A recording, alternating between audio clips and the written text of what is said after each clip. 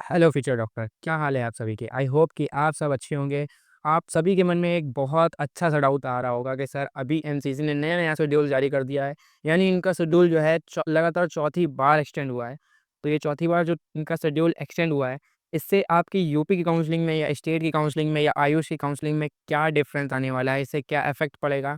क्या इसके pros and cons रहने वाले हैं? वो सारी चीज़ें आज हम लोग यहाँ पर डिस्कस करने वाले हैं। जो आपका एमसीसी ने नया फिर से शेड्यूल निकाला है, वो शेड्यूल क्या चीज़ है और उससे क्या इफ़ेक्ट पड़ने वाला है, ये सारी चीज़ें आज हम लोग यहाँ पर देखने वाले हैं। सबसे पहले हम लोग यहाँ पर यूजी मेडिकल पर देखिए यहाँ पर आ जाते हैं और यूजी मेडिकल पे देखिए यहाँ पर आपको दिख रहा होगा कि हाँ, यहाँ पर इनका नया शेड्यूल आज ही जारी हुआ है। पहले शेड्यूल देख लेते हैं हम लोग। शेड्यूल ये है कि देखिए in reference of many request being received from NRI and PWD candidate ongoing court cases the competent authority has decided to extend further the schedule of round 1 UG. यानी जो बच्चे एनआरआई एंड पीडब्ल्यूडी कैंडिडेट थे, उनकी जो है काफ़ी ज़्यादा request receive हुई थी, जो उनके ऑनगोइंग कोर्ट में केसेस चल रहे हैं, आपको भी पता होगा, ठीक है? तो उनकी वजह से ये शेड्यूल फिर से एक्सटेंड किया गया है और शेड्यूल क्या है देखिए यहाँ पर जो आपकी रजिस्ट्रेशन है वो 3 पीएम तक की यानी 6 अगस्त तक की बढ़ा दी गई है। रजिस्ट्रेशन आपका 12 नून 6 अगस्त तक की है। पेमेंट ऑफ राउंड 1 वो भी आपकी 6 अगस्त तक की है, 6 बजे तक की रहेगी। चॉइस फिलिंग आपकी 8 बजे तक की रहेगी, 7 अगस्त के। फिर चॉइस लॉकिंग आपकी 8 पीएम से लेकर के आपकी 8 एएम तक की है 7 अगस्त तक, ठीक है?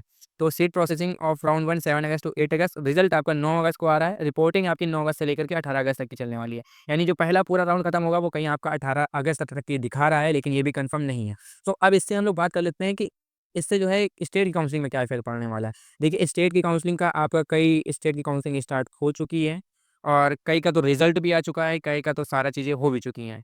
जैसा आपका जो है हिमाचल प्रदेश का कल आ चुका था, कर्नाटका का आपका आ चुका है ऑलरेडी, बिहार का आपका शेड्यूल रिलीज़ हो चुका है, यूपी नीट की काउंसलिंग आपकी गोइंग ऑन है। अब यूपी नीट की काउंसलिंग में क्या इफ़ेक्ट पड़ेगा? सर उसकी तो 4 तारीख को लास्ट डेट थी चॉइस फिलिंग की, तो लास्ट डेट थी चॉइस फिलिंग की, बट इससे इफ़ेक्ट ये पड़ेगा कि सबसे पहले जो आपका स्टार्ट होता है वो एमसीसी की काउंसलिंग स्टार्ट होती है और वो एंड होती है।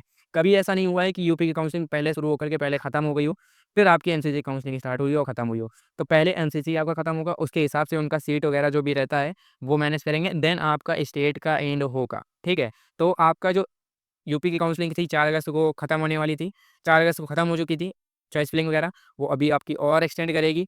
यूपी की काउंसलिंग का भी एक नया शेड्यूल जारी हुआ था जिसमें 4 अगस्त तक की चॉइस फिलिंग की लास्ट डेट दिखाई गई थी, वो अभी और एक्सटेंड करेगी। तो आप इसमें बिल्कुल कन्फर्म है कि ये एक्सटेंड करेगी ही करेगी।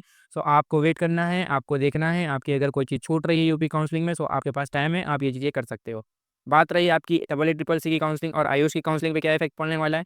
आयुष की काउंसलिंग और डबल ट्रिपल सी की काउंसलिंग पे ये इफ़ेक्ट पड़ेगा कि ये जो काउंसलिंग आपकी 10 अगस्त से कुछ स्टार्ट होने का एक हम लोगों ने एक्सपेक्टेड लगाया था कि 10 अगस्त से स्टार्ट हो जाएगी, बट ये 10 अगस्त से स्टार्ट ना होके आपकी 20 अगस्त के बाद ही स्टार्ट हो पाएगी। ऐसा एक एक्सपेक्टेड अब यहाँ से हम लोग अंदाज़ा लगा सकते हैं, क्योंकि पहले आपकी एमसीसी काउंसलिंग खत्म होती है राउंड 1 की, उसके 10 दिन बाद या 5 दिन बाद आपकी जो है आयुष की स्टार्ट होती है।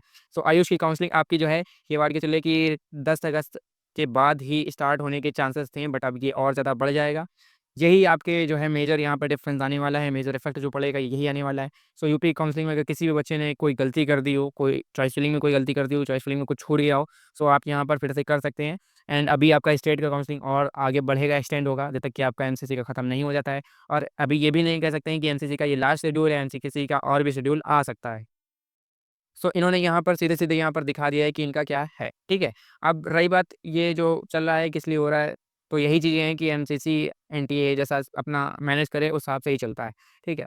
बाकी ये चीज़ें हैं और आपका जो स्टेट काउंसलिंग है, स्टेट काउंसलिंग आपकी एक्सटेंड करेगी, यूपी काउंसलिंग भी एक्सटेंड करेगी, आयुष की काउंसलिंग एक्सटेंड करनी ही करनी है। सो ये तो आप समझ लीजिए।